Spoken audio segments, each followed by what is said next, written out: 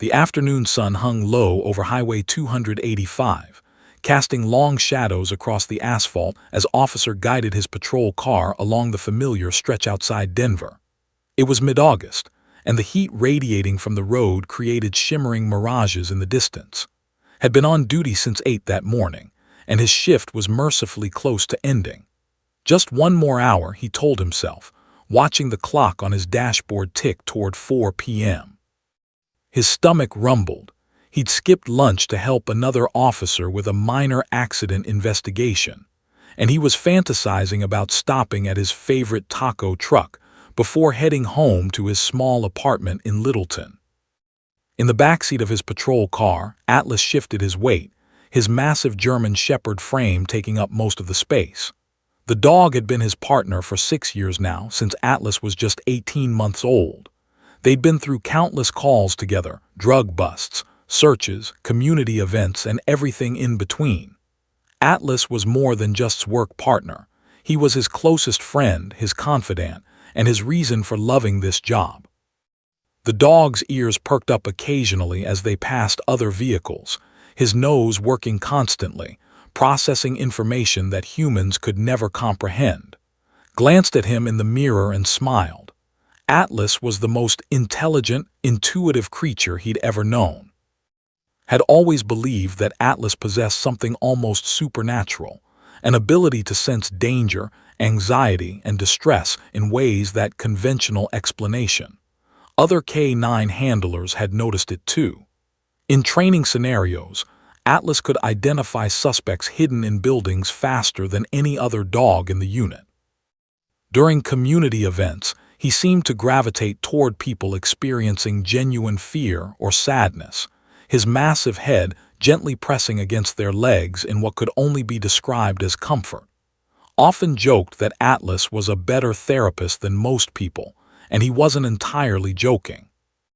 The drive had been uneventful that day, just routine traffic monitoring, a few speeding citations, and one fender bender in a parking lot.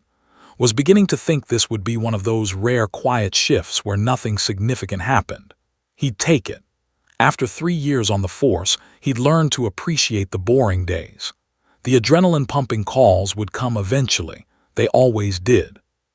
For now, he was content to cruise slowly through his assigned district, enjoying the late afternoon and mentally preparing for the evening ahead. That's when he saw it. A sedan, approximately 15 years old and showing signs of neglect, weaving slightly between lanes about a quarter-mile ahead. Immediately recognized the problem. One taillight was flickering erratically, casting inconsistent bursts of red light into the surrounding air. The left taillight appeared to be completely out. It was a violation, nothing serious, but it was a violation nonetheless. Activated his turn signal and gradually increased his speed to close the distance between himself and the sedan. Atlas immediately sensed the shift in energy. The dog's body went rigid, his ears standing at full attention. Didn't even have to say anything, Atlas understood. They'd done this thousands of times. Reached back and gently touched the dog's leg. "Easy, boy, routine stop," he murmured, though he understood that there was no such thing as a truly routine stop. Every interaction with a civilian carried potential risk. That was something they'd drilled into him during academy training, and it was reinforced daily by his sergeant and fellow officers. Complacency killed cops. As edged closer to the sedan, he began running the license plate through his system. The computer hummed and clicked, processing the information. Everything appeared clean, no outstanding warrants, no previous incidents associated with the vehicle. The owner was a woman named Jennifer Martinez, 42 years old with a clean driving record. That was good. Activated his overhead lights, the red and blue strobes cutting through the afternoon in that distinctive pattern that made everyone nervous, regardless of whether they'd done something wrong. The sedan's brake lights flared and it began to decelerate smoothly. Good driver, thought. No sudden movements, no panic stops. The vehicle pulled over onto the shoulder, tires crunching on the gravel. Carefully maneuvered his patrol car behind it, maintaining his position at a slight angle, standard procedure, giving him visibility and a quick exit if needed. He sat for a moment in his car, as he always did, radioing in his location and the vehicle information to dispatch. Units, I've got a traffic stop on Highway 285, mile marker 47, for defective lighting equipment. License plate. He recited the numbers slowly and clearly. Dispatch acknowledged. That's when saw her. Through the rear window of the sedan, a small face appeared, pressed against the glass. Could make out enormous brown eyes watching him with an intensity that seemed impossible for someone so small. The child, a little girl he could see, had golden curls and an expression that could only be described as fixed concentration. It was unusual. Most kids either ignored police officers or showed fear.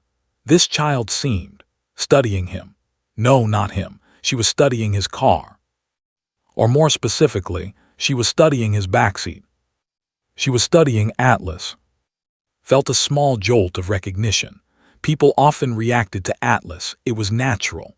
A German shepherd in a police car was an impressive sight, and children especially were drawn to the dog's size and bearing. But there was something different about this child's focus. It was almost desperate, almost urgent. The girl's small hand lifted and pointed directly at the patrol car, directly at Atlas. Her mouth moved, but couldn't hear anything through the closed windows. In his backseat, Atlas suddenly went very still. His usual restlessness vanished. The dog's eyes fixed on the sedan, on the little girl, and his breathing seemed to slow. Had never seen Atlas react this way to a child before. It was as if the dog recognized something significant about this moment, something beyond current understanding. Then the girl's mother appeared, reaching over and gently pulling the child away from the window. Could see the woman's mouth moving, could sense her apologizing without hearing the words. She looked embarrassed, the way parents typically did when their children acted up.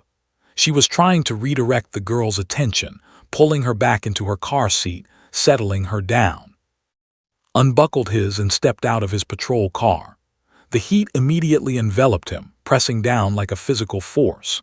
The smell of heated asphalt and distant pine trees filled his nostrils. He adjusted his duty belt, checking instinctively that his pepper spray, flashlight, and other equipment were secure, and began walking toward the sedan, his movements measured and calm, exactly as he'd been trained. His mind was already running through the routine. Driver's license, vehicle registration, proof of insurance. Run the information, check for warrants. Either issue a citation or a warning, get back to his patrol car, continue his shift.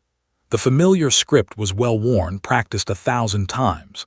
But as he walked toward that sedan, and as he caught sight of that little girl's face one more time through the rear window, felt something shift in his chest. A small voice inside him whispered that this was not going to be a routine stop. He had no idea how prophetic that instinct would prove to be, approached the sedan with the practiced calm of someone who had done this 1,000 times before. His hand rested loosely at his side, not on his weapon. That was for higher-risk stops. This was a simple traffic violation, nothing more. A broken tail light, probably a burned-out bulb, an easy fix. Jennifer Martinez likely didn't even know there was a problem. She seemed like a responsible person based on her driving record. Had learned to read people through small details. The way they held their shoulders, the speed of their breathing, the tremor in their hands when they handed over their documents. As he reached the driver's side window, he signaled for Jennifer to roll it down. She immediately, her window descending with a soft mechanical hum. Behind the wheel, she looked to be in her early 40s, with dark hair pulled back in a somewhat frazzled bun and worry lines etched around her eyes. She wore a simple blue work shirt and could see the name tag of a local hospital printed on it. A nurse, probably. Her hands gripped the steering wheel so tightly that her knuckles had gone white. "Afternoon, ma'am," said, his voice friendly and professional. "I'm Officer. I pulled you over because your left tail light is out and your right one appears to be flickering. Do you know about that?" Jennifer's eyes widened slightly and she shook her head quickly. "No, I didn't know. It was working this morning when I left work. I swear, officer, I'm careful about maintenance. I am." Her words tumbled out in a rush, the way they typically did when people got nervous around police. It was understandable. Most civilians didn't interact with law enforcement regularly, and the few times they did, it usually involved some kind of violation or problem. "It's okay, ma'am. It's just a light. Can I see your driver's license, vehicle registration, and proof of insurance, please?" Jennifer fumbled in the center console, producing a stack of documents. Her hands were shaking noticeably. Noticed perspiration on her upper lip, despite the air conditioning that he could hear running inside the vehicle. She was definitely anxious, but it seemed like normal traffic stop anxiety rather than anything more concerning. Took the documents and began reviewing them. That's when it happened. Movement in the rear window caught his eye, sharp, deliberate movement. Glanced back and saw the little girl again, her small face pressed against the glass once more. But this time, she wasn't just looking. She was moving, squirming against her car seat restraints, her entire tiny body vibrating with what looked like desperation.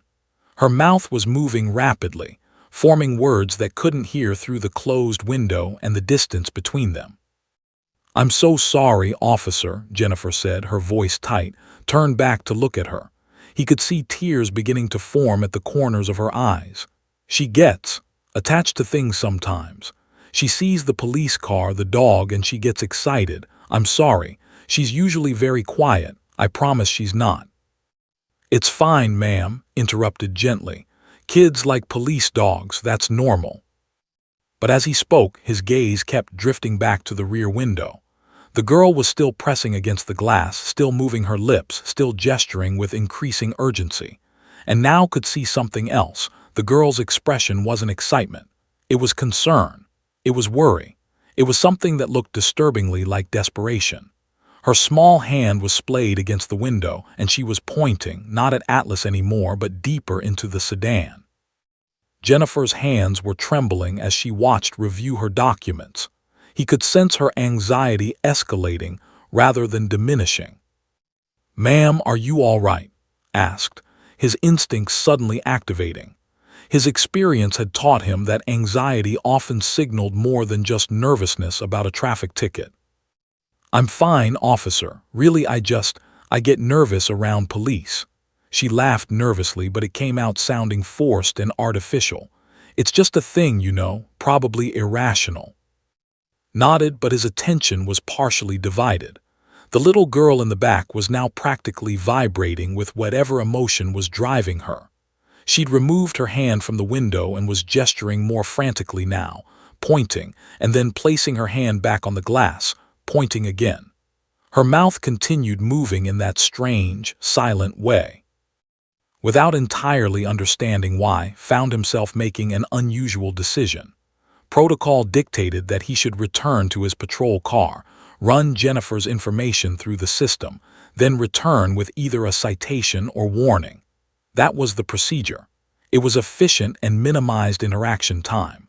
But something about this situation felt different. Something about that little girl's behavior felt important, even urgent. "Ma'am, I'm going to ask you something, and I need you to be honest with me," said, his voice shifting to something more serious. "Is everything okay? Are you in any distress? Is there anything you need help with?" Jennifer's eyes widened and her hands tightened on the steering wheel even further. "No, officer, everything is fine. Really, I'm a single mom, I'm working a double shift, I'm tired. That's all." Studied her face, looking for signs of dishonesty. He'd been trained to recognize deception, the micro-expressions, the pupil dilation, the changes in breathing pattern. Jennifer seemed genuinely tired, genuinely stressed, but not deceptive. Not hiding something criminal, at least. "What's your daughter's name?" asked, surprising himself with the question. "Emma," Jennifer said, confusion crossing her face. "Her name is Emma. Why?" "How old is she?" 3. She just turned 3 last month." Jennifer paused, then added, "Officer, is something wrong? Did I do something?" "Oh, ma'am, I'm just doing my job, being thorough." Turned slightly and looked directly at the rear window again. Emma's face was still there, still pressed against the glass, still moving her lips in that silent, urgent way. Now that knew her name, now that he knew her age, there was something even more unsettling about her behavior.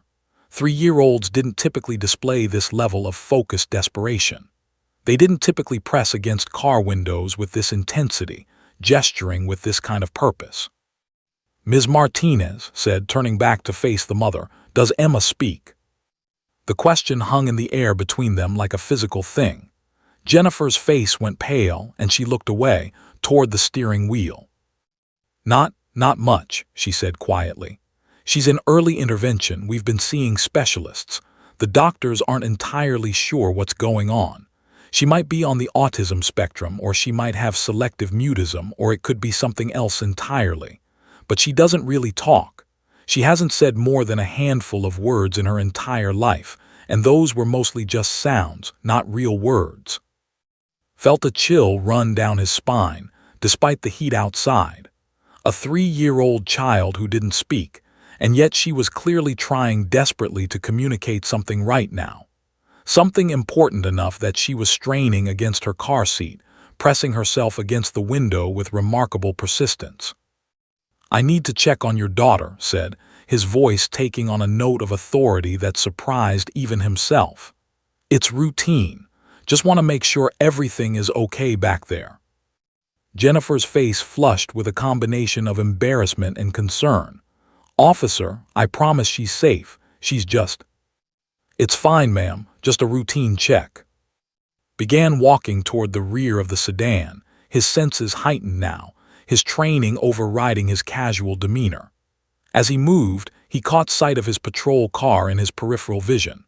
Atlas's face was visible in the rear window, and the dog's attention was still fixed on the sedan, on Emma, with an intensity that matched the child's own focus. Something was wrong. Didn't know what yet, but every instinct he possessed was suddenly screaming that something was very wrong indeed. Moved deliberately toward the rear of the sedan, his pace measured and careful. He could feel Jennifer's eyes on him from the driver's seat, could sense her anxiety escalating with each step he took.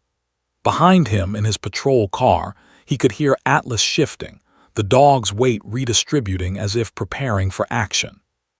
Had worked with Atlas long enough to recognize the subtle signs of alert readiness. The dog sensed something too. As approached the rear passenger window, Emma's face became clearer. The little girl's forehead was pressed against the glass, her nose slightly flattened by the pressure. Her enormous brown eyes were tracking his movement, following him with laser-focused intensity. Up close, could see that she was trembling, not shaking violently, but trembling with what seemed like barely contained urgency. Her golden curls were slightly tangled, and there was a small smudge of what looked like peanut butter on her chin.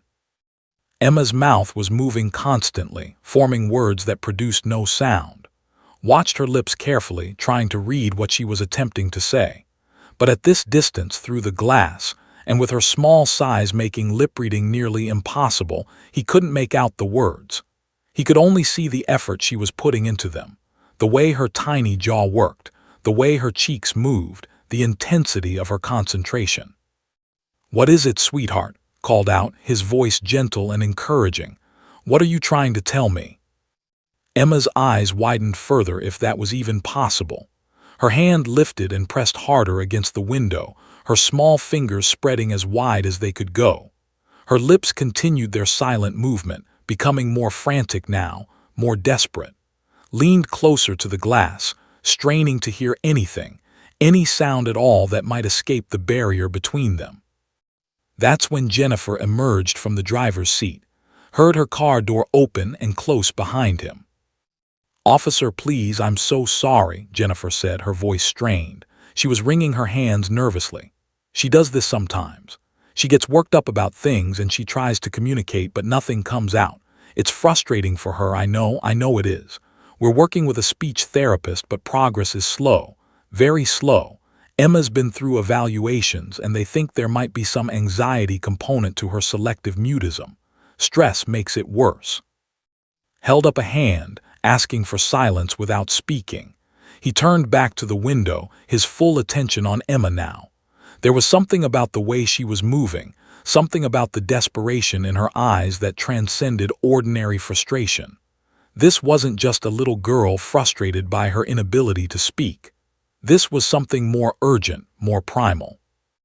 "Emma," said softly, his voice dropping to a soothing tone, "I know you're trying to tell me something. I know it's hard, but I need you to try. Can you try for me? Can you try really hard to say even just one word?" The little girl's entire body went rigid. She stared at him through the glass, her lips ceasing their constant motion for just a moment. In that instant of silence, could see her gathering herself, pulling together all the focus and determination her small body possessed. It was like watching someone prepare for an Olympic event. The concentration, the mental preparation, the almost superhuman effort of will. Emma's chest heaved as she took a deep breath. Her eyes squeezed nearly shut, her face scrunching up with the effort of what she was attempting. Her small hands balled into fists, her entire body trembling with the weight of what she was trying to accomplish. And then it happened. Two words escaped her lips with a clarity that seemed almost impossible given everything Jennifer had told him about Emma's condition. The words were deliberate, each syllable articulated with stunning precision for a child who rarely spoke at all. "Help me." The words hung in the humid afternoon air like thunder. Felt his entire body go rigid.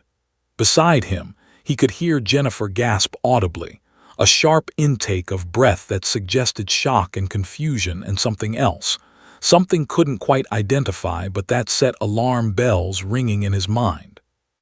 "Did she just—" Jennifer's voice trailed off, her hand covering her mouth. Didn't respond immediately. His mind was racing, processing what had just happened, what it meant, and most importantly, what it meant that Emma had said these specific words with such urgency and clarity. Two words, help me, not excitement, not dog or police, not the kinds of words a child might casually attempt. These were words that carried weight, that carried meaning, that suggested something was fundamentally wrong. Straining kicked in, overriding his shock. He looked carefully at Emma's face, searching for signs of physical injury or distress. Her face appeared unblemished, her eyes alert and focused. He turned his attention toward the interior of the car, peering through the windows to see what he could of the vehicle's interior. That's when he noticed it. In the rear-facing car seat positioned behind the driver, there was a younger child. Emma's brother realized, though he'd only caught glimpses of the child earlier. The boy was small, probably not more than 18 months old, with fine dark hair and features that clearly marked him as Emma's sibling. But something about the child's appearance immediately set off warning sirens in his head.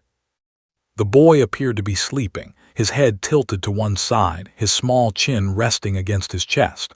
But there was something about his stillness, something about the way he was positioned that didn't match normal sleep. His skin had a faint bluish tint, subtle but definitely present if you knew what to look for. And his breathing, strained to see, but he couldn't detect any visible rise and fall of the child's chest. A surge of adrenaline flooded through his system. Everything clicked into place suddenly. Emma's desperation, her attempt to communicate, her use of those two specific words. She hadn't been trying to get his attention for attention's sake. She hadn't been seeking interaction because she saw a police dog. She had been trying to tell him something critical, something that required immediate adult intervention. Her brother wasn't sleeping. Her brother wasn't breathing properly. "Ms. Martinez, I need you to unlock this door right now," commanded, his voice taking on the sharp edge of absolute authority. Gone was the friendly traffic officer. In his place was someone operating on pure training and instinct. Jennifer looked confused. "What, officer, I don't." "Now, ma'am, please, this is not a request." Jennifer fumbled with her key fob and heard the soft click of the door locks disengaging. He immediately yanked open the rear passenger door, his eyes landing directly on the small child in the car seat. His worst fears were confirmed in an instant. The boy's lips held a distinctive bluish tint, the color of hypoxia. His skin was pale, almost waxy, and most critically, could not see any movement of the child's chest. The child was not breathing, or was breathing so shallowly that it amounted to the same thing. Without hesitation, reached in and carefully extracted the boy from the car seat, supporting the small head and neck as he'd been trained to do. The child was warm, limp, and terrifyingly unresponsive. "What's his name?" called out, his hands already beginning the assessment for infant CPR.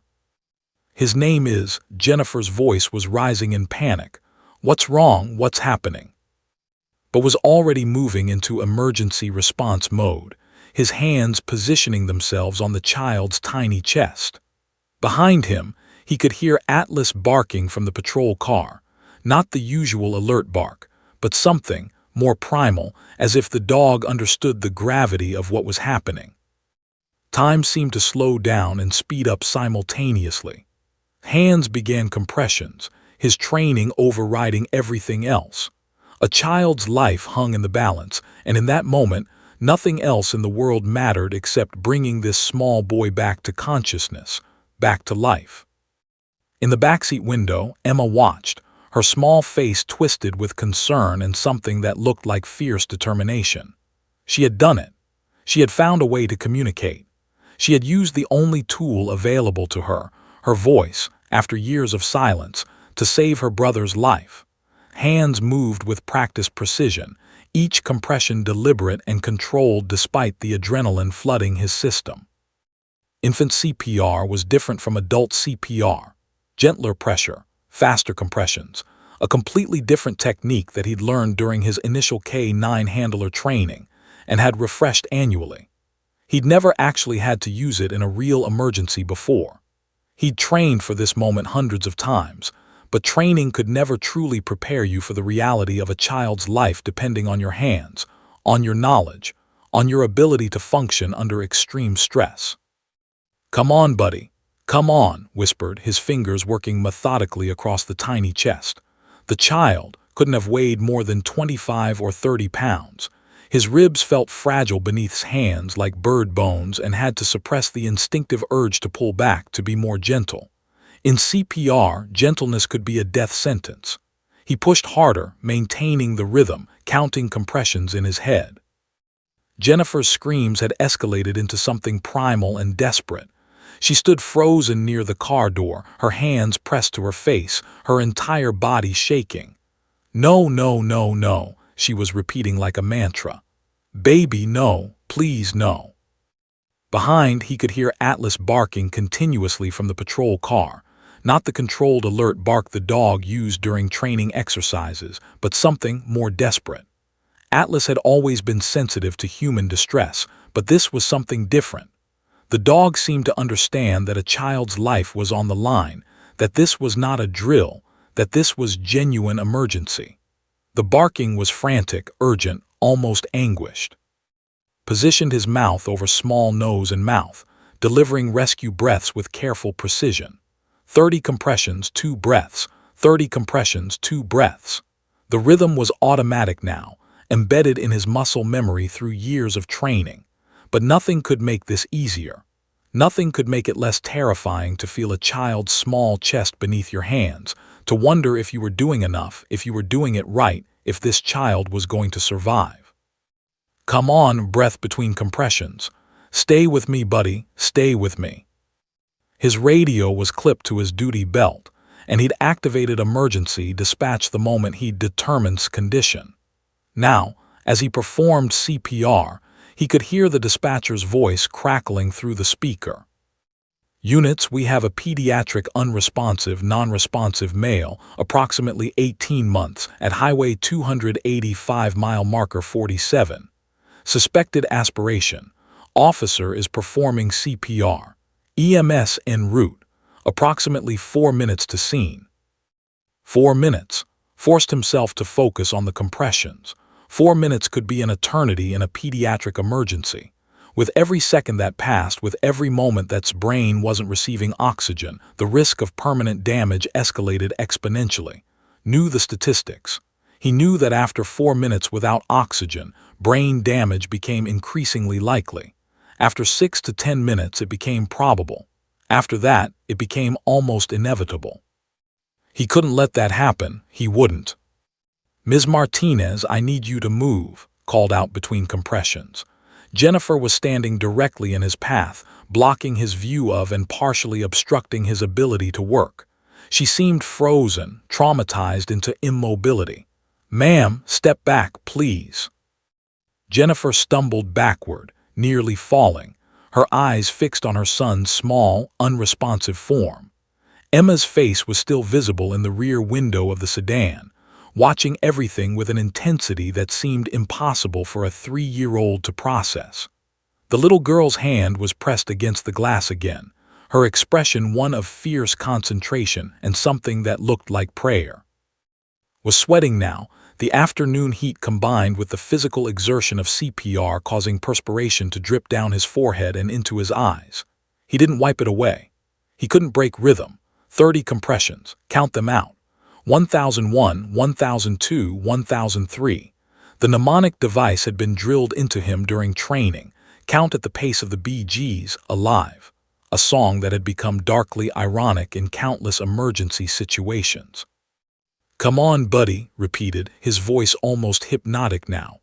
"Come on, come back to me, come back to your mom, come back to Emma." He glanced at its face, searching for any sign of response. The child remained motionless, his small lips maintaining that faint bluish tint. But wait, was it slightly less blue than before? Had the color improved marginally?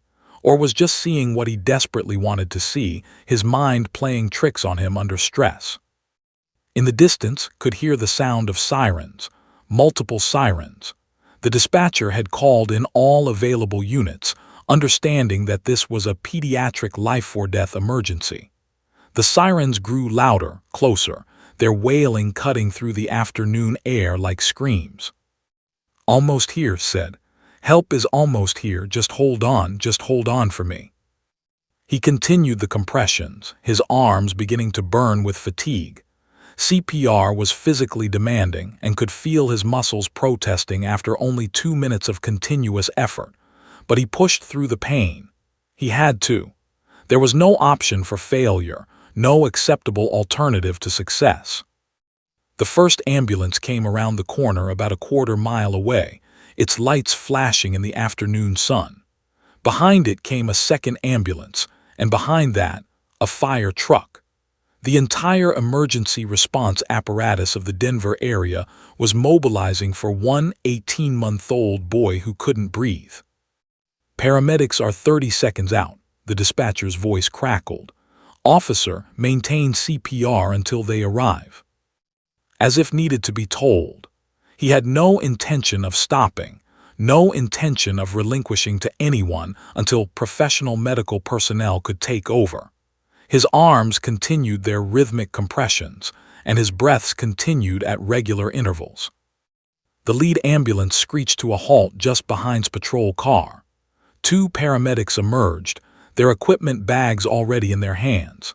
They were running toward him, their faces showing the practiced calm of professionals who had seen countless emergencies but who never quite got used to pediatric cases. "Officer, we've got this," the lead paramedic said, kneeling beside. "Give me a report." 3-year-old sister reported respiratory distress, said rapidly, continuing compressions even as he spoke. Found 1-year-old male, approximately 18 months, unresponsive in car seat. Suspected aspiration of formula. No pulse, no respiration. Started CPR approximately 90 seconds ago. No response as of now. The paramedics worked with smooth coordination, one taking over chest compressions while the other began setting up equipment. Within seconds, they had positioned on a gurney, had oxygen equipment attached to his face, and were preparing to transport. "You did good, officer," the lead paramedic said, meeting eyes for just a moment. "You did everything right." But as watched them load into the ambulance, he felt no sense of victory, no sense of accomplishment. All he felt was the weight of uncertainty. He had done everything right, yes. But would it be enough? Would survive? Would there be permanent damage? Would Emma's heroic attempt to communicate, her breaking through years of silence to cry for help, ultimately save her brother's life, or would it be a tragedy made worse by false hope? Behind him, Jennifer was being led toward the second ambulance by a firefighter, her eyes never leaving her son's form as they loaded him into the vehicle. And in the sedan, Emma continued watching through the window, her small face pressed against the glass, her hand still splayed against the pane, as if she could will her brother's survival through sheer force of love and determination. The sirens wailed again as the ambulances prepared to depart, their lights cutting through the afternoon in desperate, repetitive flashes. Stood in the middle of the highway, covered in sweat, his hands still trembling slightly from the adrenaline and exertion. He had done his job. He had performed CPR correctly. He had called for help quickly. But in that moment, standing alone on the pavement with only Atlas barking encouragement from the patrol car behind him, Officer could only wonder if it would be enough to bring back from the edge of death. Denver Children's Hospital's intensive care unit was a maze of sterile white corridors, beeping machines, and the perpetual hum of medical equipment running continuously. The ICU waiting area, where now sat with Emma and a social worker named, smelled like a combination of disinfectant and desperation. That particular scent that seemed unique to hospitals where families waited to learn whether their loved ones would survive. Emma sat beside on a plastic chair that was far too large for her small frame. Her legs dangled several inches above the floor, and she swung them slowly back and forth in a hypnotic rhythm. She hadn't spoken since saying those two miraculous words on the highway. Now, almost 4 hours later, she was back to her pre-breakthrough silence, though her eyes were alert, watching everything with an awareness that seemed far too advanced for her age. The social worker had been kind enough to when she'd picked up Emma after the ambulance departed. She'd explained that he couldn't go in the ambulance himself, but that he could follow to the hospital if he wanted. Had called dispatch, informed them of the situation, and requested personal time to follow up on what had essentially become his case now. His sergeant had granted it without hesitation. Everyone understood that this wasn't just another emergency call. This was something different, something significant. "Can I ask you something?" said, breaking the silence that had settled over the waiting area. She was a woman in her 50s, with kind eyes and the patient demeanor of someone who dealt with traumatized families regularly. "I read the report the paramedics gave us. They said you were with the little girl when she first spoke." Nodded slowly. She said 2 words, "Help me," and then she pointed to her brother. If she hadn't done that, he trailed off, unable to finish the sentence. The implications were too dark, too final. The paramedics said another 5 or 10 minutes would have resulted in significant brain damage, said gently, possibly fatal. You acted exactly when it mattered. You recognized an emergency when a trained professional might not have. You didn't dismiss her as a behavioral problem or just a frustrated nonverbal child. You listened. Emma suddenly shifted on her chair, leaning against his side. He looked down, surprised by the contact. The little girl's head rested against his arm and her small hand reached up to grab his hand. Her fingers were tiny, delicate, and trembling slightly. Whether she was cold, afraid, or just processing the trauma of the day, couldn't be sure. But the gesture felt significant. "She's bonded with you," observed, her professional eye noting the interaction. Children who experience trauma often seek comfort from those who help them during the crisis. You represented safety and intervention at a critical moment. An hour passed then too. The waiting room remained nearly empty. Just Emma and occasionally a nurse or doctor passing through. Every time the ICU doors opened, found himself tensing, hopping it was news about. Every time it was just routine medical personnel going about their duties. At one point, asked if he could bring Atlas inside. The hospital had strict no pets policies, but made a call to the floor supervisor. After some negotiation and confirmation that Atlas was a certified service dog, had initially trained Atlas for exactly this purpose before becoming a K9 handler, They received special permission for the dog to enter the waiting area. When returned to the patrol car to retrieve Atlas, he found the dog in a state of high agitation. Atlas had been packing in the back seat, his usual calm demeanor completely absent. When opened the door, Atlas practically launched himself into his arms, whining and pressing his large head against his handler's chest. It was as if the dog understood that something was terribly wrong and was desperate to help. "Come on, boy," said softly, clipping a leash to Atlas's collar. "We're going to see Emma, that's where we need to be." When they entered the waiting area, Emma's reaction was instantaneous and profound. She launched herself from her chair with a speed that suggested she'd been waiting for this moment. "Atlas!" she cried out, her voice clear and excited despite her usual silence. The fact that she'd shouted 2 words, another verbal breakthrough, seemed almost secondary to her emotional reunion with the dog. Released Atlas's leash, and the large German shepherd immediately approached Emma. The dog lowered himself to the ground, making himself less intimidating, less massive. Emma threw her small arms around the dog's neck, and Atlas rested his large head against hers. For several minutes, they remained like that, the 3-year-old girl and the 70-pound police dog, connected through something that transcended ordinary understanding. Watched the interaction with visible emotion. "This is remarkable," she murmured. "The therapeutic bond between the child and the animal, it's extraordinary." Emma continued clinging to Atlas, occasionally whispering things into the dog's ear that only the 2 of them could hear.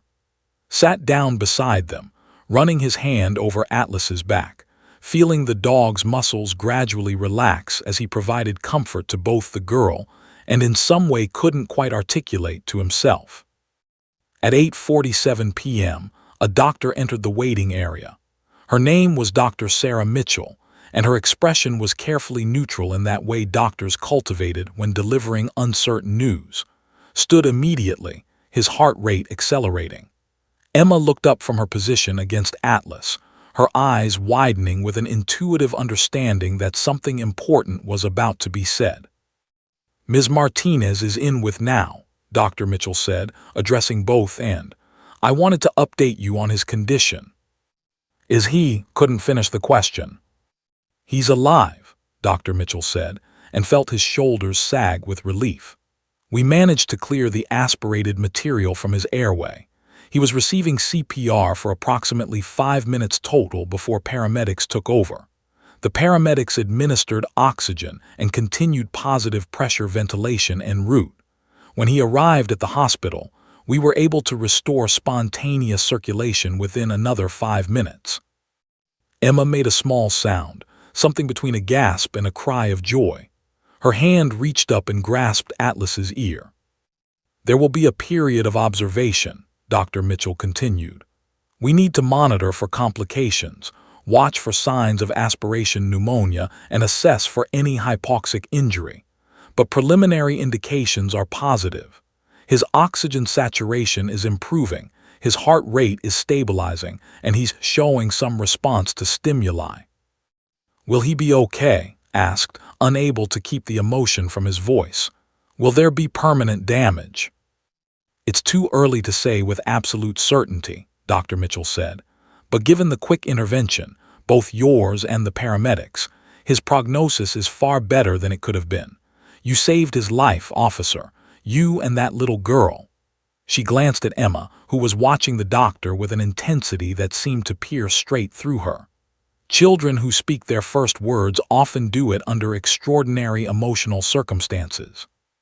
She was terrified, and that fear gave her voice a tool it didn't have before. After Dr. Mitchell left, Emma finally released her grip on Atlas's ear.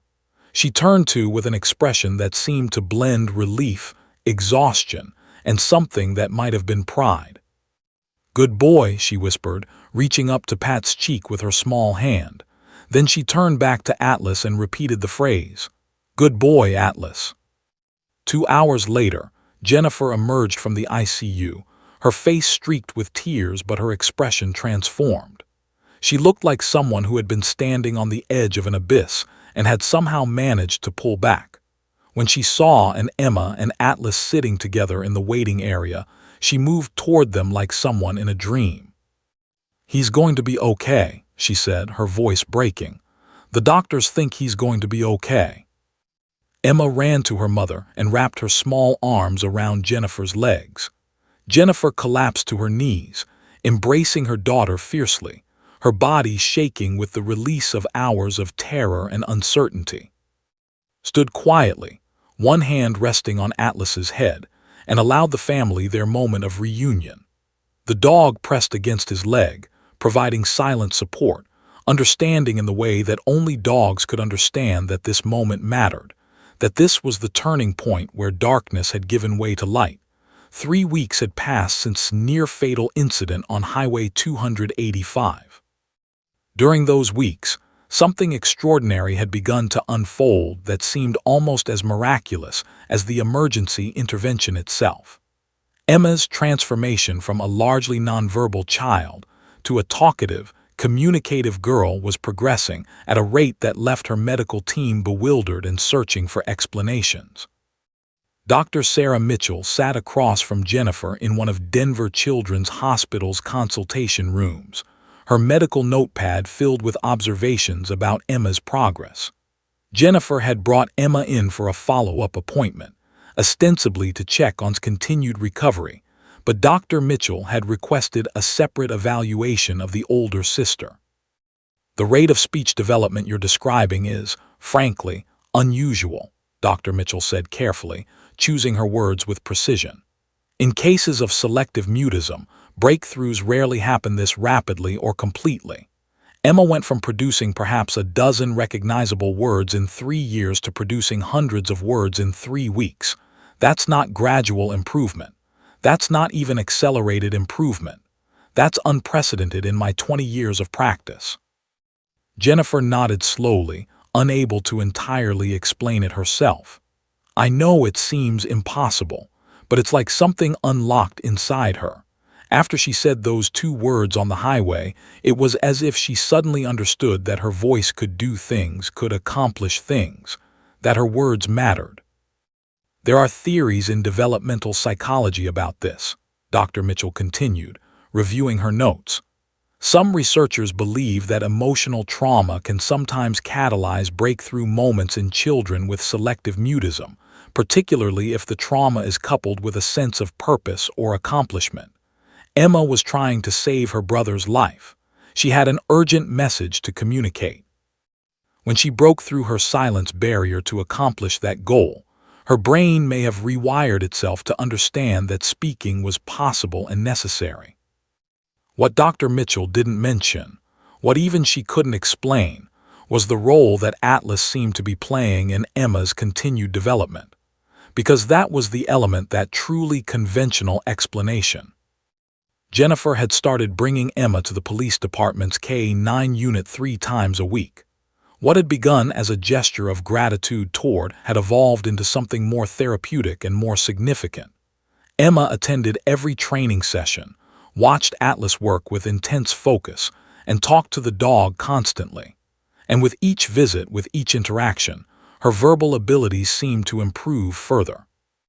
Emma's speech therapist, Dr. Way, coincidentally sharing a name with Officer, had requested observation time at the K-9 unit to document what he called the Atlas effect. The therapist sat in the bleachers of the training facility, clipboard in hand, methodically recording Emma's verbal output, the complexity of her sentences, her vocabulary range, and most significantly, the consistency of her speech patterns. What Dr. Way discovered was remarkable. Emma's speech wasn't just improving, it was normalizing. When she was around Atlas, her words flowed naturally, without the halting pauses or incomplete sentences that had occasionally characterized her early breakthroughs. With the dog, Emma spoke as if she'd been speaking her entire life. Complete thoughts, grammatically correct sentences, appropriate vocabulary for her age, all of it emerged effortlessly in Atlas's presence. "There's a documented phenomenon called animal-assisted communication," Dr. Way explained to Jennifer during one of their therapy sessions. "It's most commonly associated with children on the autism spectrum or those with selective mutism. The animal provides what we call emotional regulation support. The child's anxiety decreases in the animal's presence, which allows neural pathways associated with speech to activate more readily. But what Emma is experiencing goes beyond that standard phenomenon. Officer had developed his own theories about Emma's transformation. He spent considerable time with her during training sessions, watching how she interacted with Atlas, noting the changes in her demeanor and expression. He'd kept detailed notes, not officially required, but something he felt compelled to do. "I think Emma understands something fundamental," told Jennifer one afternoon as they watched Emma run across the training field with Atlas. "She understands that Atlas listened to her when she couldn't speak properly, that the dog somehow heard her silence as clearly as he would have heard words. I think being around Atlas reminds her of that moment, reminds her that communication takes many forms, and that her voice, when she chooses to use it, has power." 4 weeks into Emma's remarkable recovery, the local news picked up the story. A Denver morning show reached out to, requesting an interview about the police dog who inspired a silent child to speak. Initially, was hesitant. He wasn't comfortable with media attention, and he worried about the family's privacy, but Jennifer expressed interest in telling the story publicly. She felt it was important that people understand the healing power of human-animal bonds, that people understood how close she'd come to losing both her children. The interview was filmed at the K-9 training facility, with Atlas present. Emma sat between Officer and the dog, her small figure dwarfed by both the human and the animal beside her. The morning show's host, a woman named Tors, asked Emma a series of gentle questions about that day on the highway, about learning to speak, about Atlas. "Why do you think you were able to talk to Officer that day?" asked softly. Emma's hand immediately moved to Atlas's head, stroking the dog's fur with a tenderness that suggested deep affection. "Because Atlas knew," she said simply. "Atlas knew needed help, and he helped me find the words to tell Officer. Atlas listened to my quiet voice." The interview went viral. Within 48 hours, it had been viewed over 2 million times. News outlets across the country picked up the story. Major networks ran segments about it. Social media exploded with comments, shares, and expressions of wonder about what had happened on that stretch of highway outside Denver. But perhaps most significantly, Emma's story began to attract the attention of medical professionals, child psychologists, and researchers specializing in selective mutism and animal-assisted therapy. Universities requested permission to study Emma's case. A pediatric psychology journal published a peer-reviewed article analyzing the phenomena of her transformation. Research funding was granted to investigate the mechanisms by which animal-assisted therapy could facilitate breakthrough moments in children with communication disorders. 3 months after the highway incident, a local therapist named Doctor proposed establishing a formal program using therapy dogs to work with nonverbal and speech-delayed children. She approached Jennifer about becoming an ambassador for the program, and Jennifer agreed enthusiastically. Officer was invited to participate as well, providing both Atlas and his professional perspective as a police officer who had witnessed firsthand the therapeutic power of the dog's presence. That's when the Emma and Atlas program was born, a groundbreaking initiative that would eventually expand to multiple schools and treatment centers across the Denver area, bringing specially trained dogs into classrooms and therapy offices to work with children struggling with communication disorders. Emma, now nearly 4 years old, became the face of the program. She gave presentations at schools, spoke at conferences, and appeared in promotional materials. And through it all, Atlas remained at her side, a constant, steady presence that seemed to embody the possibility of transformation, the power of listening, and the extraordinary ways that connection could change lives. Jennifer watched her daughter flourish and couldn't help but feel overwhelming gratitude. Gratitude for Officer's intuition, gratitude for Atlas's mysterious awareness, Gratitude for that moment on the highway when a silent child found her voice, not because she'd overcome a disorder, but because she discovered that sometimes love and urgency and the presence of someone, or something, that truly listens can unlock human potential in ways that no amount of traditional therapy alone could accomplish. 6 months after the highway incident, the Emma and Atlas program had grown far beyond anyone's initial expectations. What had begun as a simple proposal to bring therapy dogs into a few schools had evolved into a comprehensive, evidence-based therapeutic initiative that was generating genuine interest from educational institutions, medical facilities, and mental health professionals across Colorado and beyond. The program's flagship location was established at Denver Elementary School's Special Education Department, where a dedicated classroom had been renovated to serve as both a learning environment and a therapeutic space. The room featured soft lighting, comfortable seating areas, and specialized training equipment. 3 therapy dogs, including Atlas, rotated through the program on different days, each working with children identified as having communication disorders, selective mutism, anxiety-related speech delays, or autism spectrum disorder-related communication challenges. Emma visited the classroom twice a week as an official program ambassador. At 4 years old, she was articulate, confident, and completely transformed from the silent child she had been just months earlier. She would sit with other nonverbal or minimally verbal children, talking to them gently, sharing stories about Atlas, demonstrating through her own example that speaking was possible, that their voices mattered, and that sometimes all it took was a patient listener, whether human or canine, to unlock the words that had been trapped inside. One particular morning, a journalist named Michael, no relation to Officer, arrived at the classroom to document the program's impact for a feature story in Colorado Magazine. Michael had been following Emma's story since the viral news interview, fascinated by how one child's breakthrough had catalyzed such widespread therapeutic innovation. What he witnessed that day was both heartwarming and genuinely extraordinary. A 6-year-old boy named Tommy sat on a cushioned mat beside Atlas, his small hand trembling slightly as he reached out to touch the dog's fur. Tommy had been selectively mute for the entire first year of elementary school. He had not spoken a single word to teachers, administrators, or other students, despite being evaluated as cognitively typical and having no physiological impediments to speech. Emma sat on Tommy's other side, speaking softly to Atlas. "This is my best friend," she told the dog. "Atlas helped me find my voice when I couldn't talk. Tommy is learning that he can talk too. Aren't you, Tommy?" Tommy's mouth moved slightly. A barely audible sound emerged, something between a whisper and a breath. It wasn't a word, not technically, but it was communication. Doctor, the program director, was monitoring the session from a nearby chair, taking notes.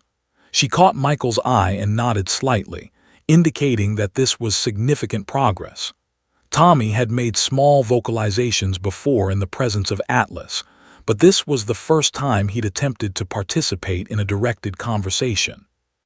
"Atlas is a very good listener," Emma continued, seemingly oblivious to how carefully everyone was watching Tommy. "He doesn't get frustrated if you take a long time to find your words. He just waits. He's very patient."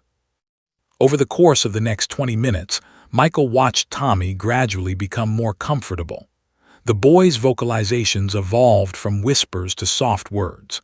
By the end of the session, Tommy had spoken 5 complete words, more than he had spoken in his entire first year of school. "It's not magic," Doctor explained to Michael as they stepped into her office after the session concluded. "But it might be close. The theory is that children with selective mutism often have anxiety responses triggered by social pressure or the expectation of verbal performance. When that expectation is removed, when they're in the presence of an animal that doesn't judge, doesn't demand, doesn't carry the weight of adult expectations, their nervous system settles. Their fight or flight response is deactivated." and in that state of calm, the neural pathways associated with speech become accessible. But Emma is speaking directly to Tommy, Michael pointed out. She's demonstrating the behavior, showing him that it's possible. That's not just about Atlas being present. You're absolutely right, Doctor agreed. Emma's role in this program is unique. She's not just a mascot or a symbolic figure. She's a peer who has walked the same path these children are walking. She understands their silence because she lived in it. And she's proof, living and breathing proof, that silence doesn't have to be permanent. Over the following weeks, Michael continued documenting the program. He interviewed teachers who reported that children in the program were making speech progress at rates dramatically faster than children in traditional speech therapy alone. He spoke with parents who described their children coming home excited to attend program sessions, eagerly asking when they could see Atlas again. He observed multiple children making breakthroughs similar to Tommy's, each one triggered by a combination of the dog's calming presence, Emma's peer support, and the careful facilitation of trained therapists.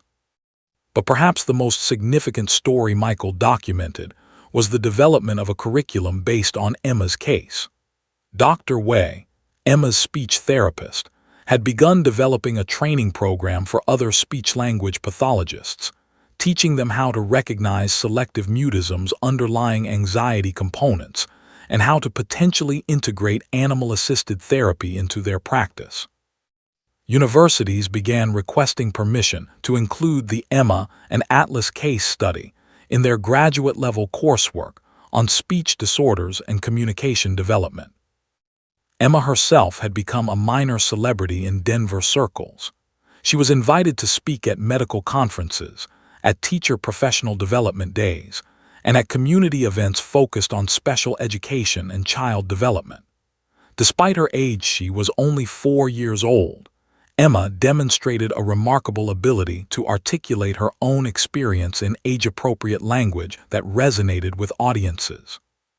Before I said those 2 words, Emma would tell audiences, I had lots of words inside me, but I couldn't get them out. It was like they were locked in a box and I couldn't find the key, but then needed help and I found the key. And I found out that my words could do important things. They could help people. They could save my brother. At one public event, a mother approached Emma after her presentation. The woman was crying, holding her own 5-year-old daughter's hand. My daughter hasn't spoken in 2 years, the mother said. Doctors have said she might never talk, but seeing you, hearing your story, it gives me hope that maybe she will too. Emma, with the wisdom that seemed to exceed her years, reached up and took the woman's hand. Tell your daughter that I'm her friend, she said. Tell her that I couldn't talk either, but I did. And tell her that Atlas helped me. Maybe Atlas can help her too. The woman collapsed into tears, embracing Emma gently. 18 months after the highway incident, the Emma and Atlas program had been officially recognized by the Colorado Department of Education as an evidence-based intervention for children with communication disorders. Funding had been secured to expand the program to additional schools. Training materials had been developed. Research studies were, and most significantly, other therapy dog programs modeled on Emma and Atlas were beginning to emerge in other cities. Atlas, now aging slightly, had become something of a celebrity himself. He received fan mail from children around the country. Photographers requested permission to document his work. His image appeared in medical journals, educational publications, and mainstream media outlets. But despite all the attention, Atlas remained fundamentally unchanged. A calm, intelligent, patient presence who seemed to understand that he was participating in something profoundly important. And Emma, the little girl who had spoken only a handful of words at age 3, had become the face of a therapeutic revolution.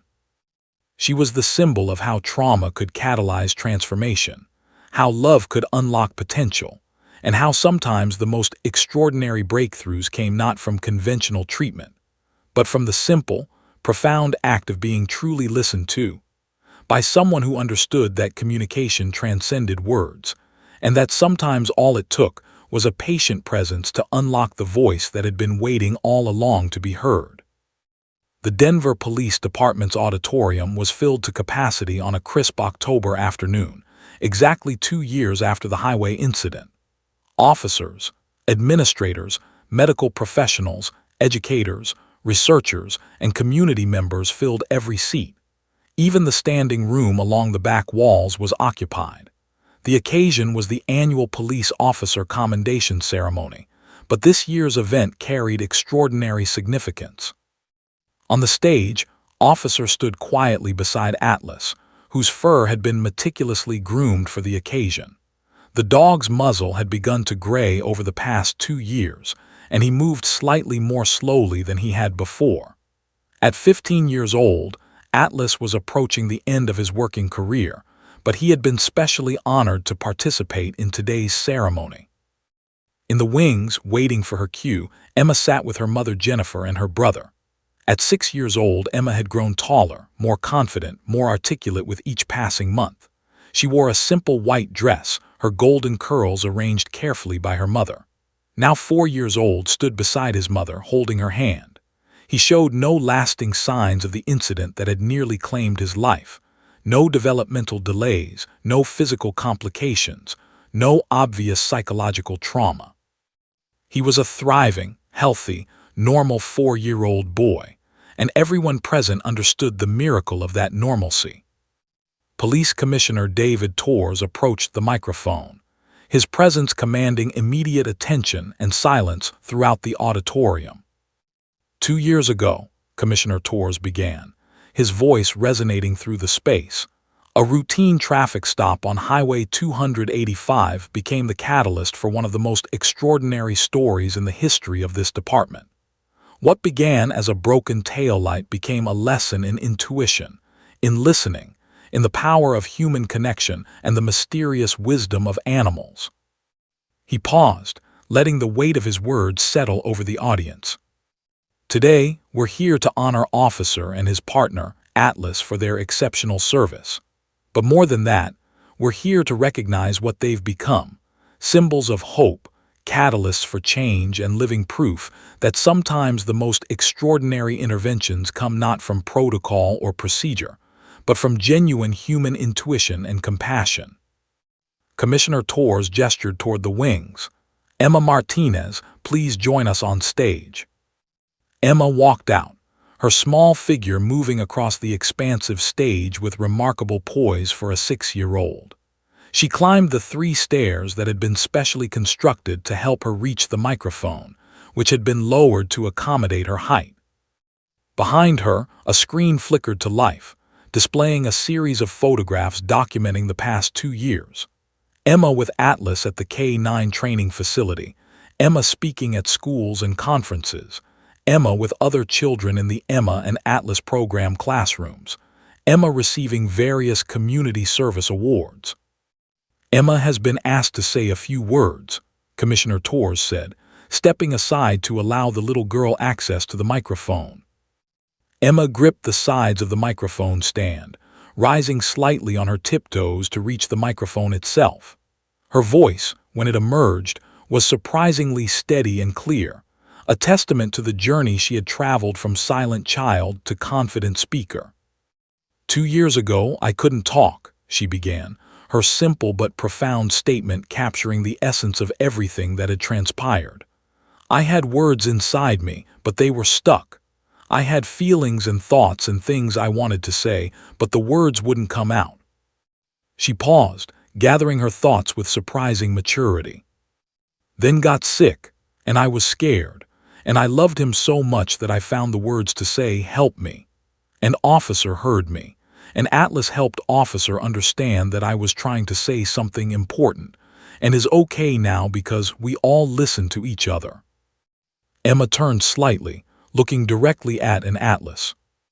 Officer and Atlas showed me that my voice matters. They showed me that words can do important things. They showed me that sometimes the people we think can't talk have the most important things to say.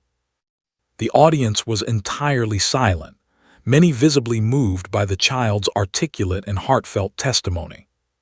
Since then, Atlas and I have been helping other children find their voices too, Emma continued. There are lots of kids who have words inside them that are stuck, like my words were stuck.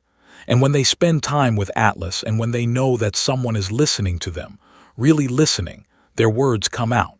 And those words can do important things too. Emma reached up and adjusted the microphone slightly, a gesture so innocent, and yet so natural that it emphasized her complete transformation from the silent, frustrated child she had been. I want to thank Officer and Atlas for listening to me, she said, her voice growing slightly emotional. And I want to thank my mom and my brother for being my family. And I want to thank all the doctors and teachers and people who helped me learn that my voice was worth using. She smiled, a radiant expression that seemed to illuminate the entire stage. And I want to tell all the other kids who can't talk that they can. They really can. It might feel impossible, but if Officer can listen and Atlas can help and you have someone who loves you, you can find your voice too. As Emma stepped back from the microphone, the auditorium erupted in applause. The ovation lasted nearly 2 minutes, with many audience members standing, their expressions reflecting the profound impact of the child's words.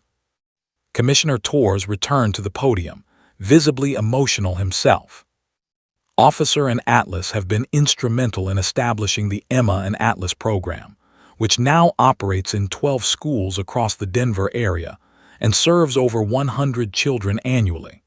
The program has achieved a 68% success rate in facilitating breakthrough moments in children with selective mutism, a success rate that far exceeds traditional speech therapy alone.